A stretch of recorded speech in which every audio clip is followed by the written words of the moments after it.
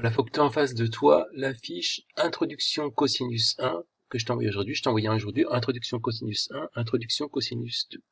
Tout va se passer sur ces deux fiches. Il faudra que tu les complètes avec tout ce qui est dans les vidéos, faire les pauses nécessaires si tu n'as pas le temps d'écrire en direct. C'est important que tu écrives tout ce que je te demande d'écrire et tu envoies ces fiches complétées d'un travail à faire. Ce sera la seule chose qu'il y a à faire aujourd'hui avec les questions flash. Donc c'est vraiment bien lire la vidéo et écrire ce qui t'est demandé.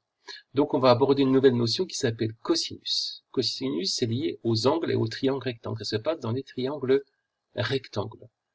Alors la première chose qu'on te demande de faire, c'est, à l'aide des informations données par le logiciel, c'est ici, de compléter le tableau ici et de faire des conjectures. En fait, on a un triangle rectangle, parce que tout va se passer dans un triangle rectangle, avec un angle de 60 degrés, et on cherche une relation entre l'hypoténuse, BC, c'est le côté en face de l'angle droit, c'est l'hypoténuse, et ce côté-là qui touche l'angle de 60 degrés s'appelle le côté adjacent à 60 degrés. Et on cherche quelle relation lie ces deux côtés. Alors on va mettre des renseignements et tout, tu vas compléter aussi. Donc là, 11,6, si on regarde la page de droite, 11,6 est, petit souci, 11,6 est 5,8. Alors j'écris 11,6 et 5,8. Alors on modifie un petit peu, sachant que les valeurs, c'est des valeurs approchées du logiciel. Alors, par exemple, 10,8 et 5,4. 10,8 et 5,4. Ensuite, je modifie. Alors, 6 et 12. 12 et 6. Ensuite, 13,2 et 6,6. Et puis, alors, 5 et 10. 10 et 5. Alors, 10 ici et 5 là. Sachant que c'est pas vraiment 10, c'est pas vraiment 5, hein. Je vais pas tricher. Je te montre l'arrondi avec, par exemple, alors, arrondi, on va demander 10 décimales, donc c'est pas vraiment, mais c'est presque 10, bon, on va raisonner avec 10 et 5 après. De toute façon, après, on va démontrer que c'est vrai. Donc, on va remettre des arrondis avec une décimale. Alors, je pense que tu as déjà la conjecture, tu l'as vu. 6, c'est la moitié de 12, 5, c'est la moitié de 10, et puis 5,4, c'est la moitié de 10,8. 5,8, c'est la moitié de 11,6, et 5, et puis 6,6, c'est la moitié de 13,2. Donc, il semble que le côté adjacent soit la moitié de l'hypoténuse. Et donc, pour passer de là à là, on multiplie par 0,5, qui va compléter cette petite flèche-là, et puis se multiplier par 0,5. Puisque multiplier 0,5 c'est un i, multiplié par 0,5 c'est multiplié par 1 divisé par 2, donc ça revient à diviser par 2. BC c'est le double de AC, BC c'est le double de AB, pardon, et AB ça semble être la moitié, donc on multiplie par 0,5. Donc il semble que dans tous les triangles rectangles où il y a un angle de 60 degrés, et ce côté-là soit le double de celui-là, ou celui-là la moitié de celui-là. Donc je peux faire un autre exemple ici pour qu'on voit 7,6 c'est la moitié de 15,2. Si on arrive jusqu'à 9, c'est la moitié, voilà, normalement c'est 19, hein, il y a des problèmes d'arrondi. 9, c'est la moitié de 18, etc., etc. Donc tout ça aussi montre que si on multiplie de là à là par 0,5, c'est qu'il y a une situation de proportionnalité. Donc je t'ai préparé ce que tu dois écrire ici. Donc il semble que BC soit toujours égal à la moitié de... il semble que AB soit toujours égal à la moitié de BC, ça tu l'écris. Et donc les longueurs BC et AB semblent proportionnelles. Pour passer de BC à AB, eh bien, on multiplie par 0,5. Ça, c'est ce qui semble. Pour passer de BC, donc ça, tu l'écris.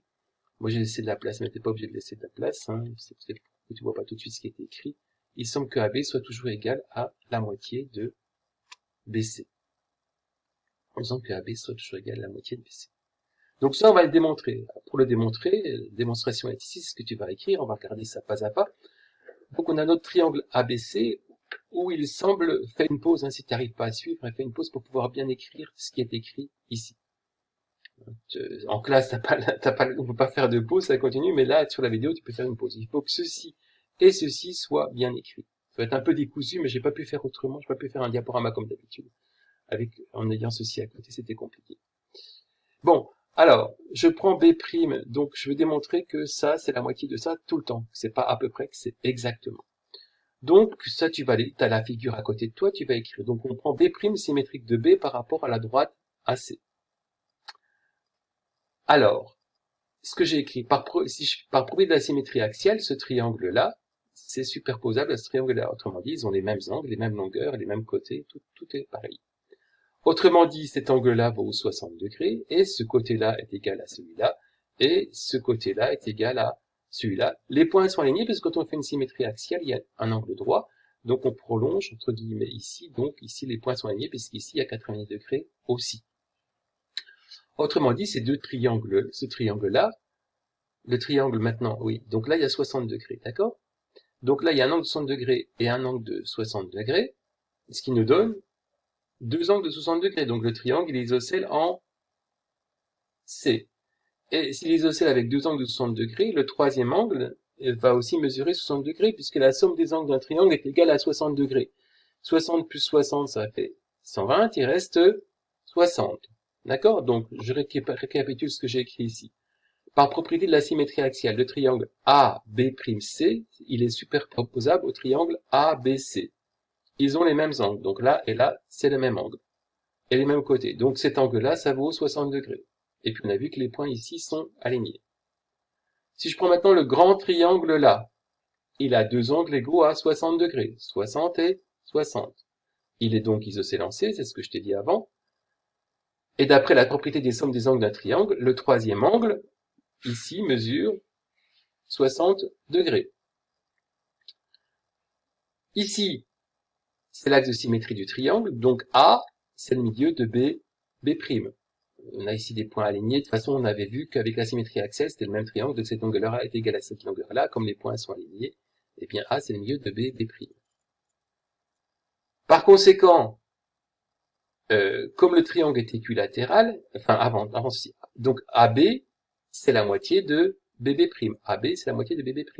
Et comme le triangle est équilatéral, AB, c'est aussi la moitié de BC. C'est la moitié de BB', comme le triangle est égal à ça, est égal à ça. Donc AB, c'est bien la moitié de BC. Donc là, on a vu que dans tous les triangles rectangles qui ont un angle de 60 degrés, le côté AB, ici, c'est la moitié du côté BC. Et le rapport, si je divise AB par BC, ça fait 0,5. Tu vois ça ici. Ça, maintenant, on l'a démontré ici. Si je fais 6 divisé par 12, ça fait 0,5. 5 divisé par 10, ça fait 0,5. 5,8 divisé par 11,6, ça fait 0,5. 5,4 divisé par 10,8, ça fait 0,5. Ce 0,5 là, il dépend, si je change d'angle, ça sera plus 0,5. Ça s'appelle le cosinus de l'angle 60 degrés. Prépare ta calculatrice. Et si tu tapes avec ta calculatrice cos et ensuite 60, tu verras qu'elle te dira 0,5. Si tu l'as pas ta calculatrice, tu fais une pause dans la vidéo et tu tapes cos 60. Donc je récapitule tout ce qu'on a vu. Lorsqu'on a un angle de 60 degrés, le côté AB, c'est la moitié du côté BC. On l'a démontré ici. Ce qu'il faut retenir, c'est que AB, c'est la moitié de BC. Que pour passer de BC à AB, c'est 0, on multiplie par 0,5. Que c'est 0,5, c'est le rapport entre AB et BC. Et que ce 0,5, le rapport entre AB et BC, c'est ce qu'on appelle le cosinus de l'angle de 60 degrés. Voilà ce qu'il faut retenir. Quand on a un angle de 60 degrés, le cosinus de 60 degrés, c'est le rapport entre AB et BC, et c'est 0,5. Ça, tu peux le vérifier. La calculatrice, elle connaît là. Ça, si tu tapes cos 60, eh bien, ça va marcher. Allez, la partie 2, ça vient après.